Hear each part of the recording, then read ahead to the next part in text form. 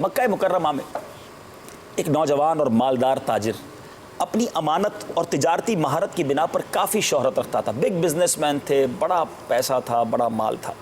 ملک یمن تشریف لے گئے. اس تاجر کو ایمان کی دولت ملی. کیسے ملی؟ یہ بڑا ایمان افروز واقعہ ہے.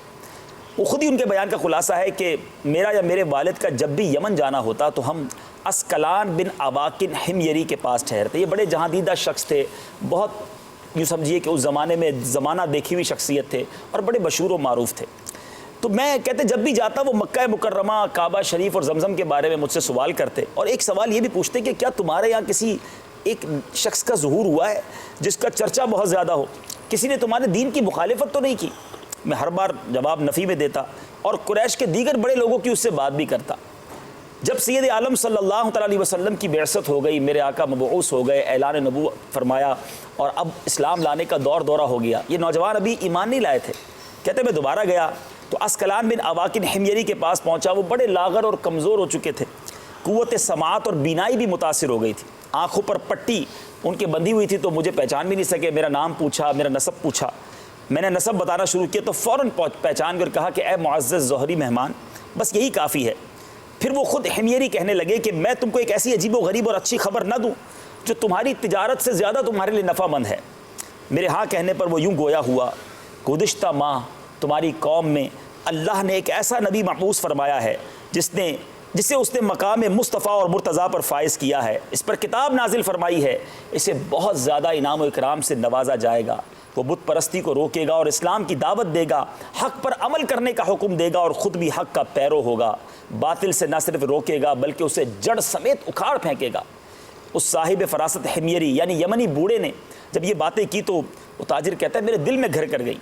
بڑی بےتابی سے اس نبی کے قبیلے کے متعلق میں نے سوال کیا کہ بتائیں تو صحیح کہ ہمارے ہی شہر میں ہے تو کس قبیلے سے تعلق ہے؟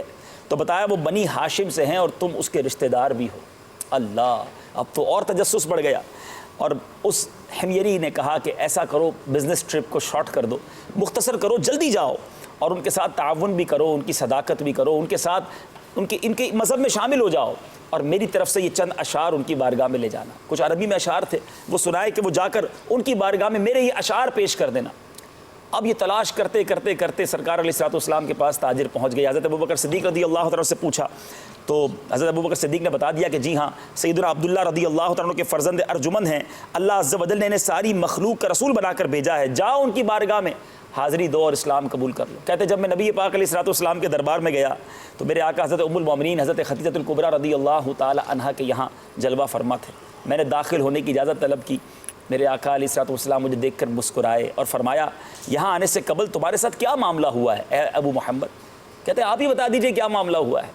اللہ غنی, نبی پاک علیہ الصلوۃ والسلام کو بظاہر تو اس سفر کے بارے میں نہیں پتہ, یہ خود ابھی آئے ہیں, مگر اللہ تبارک و تعالیٰ نے کیسا علم غیب عطا فرمایا.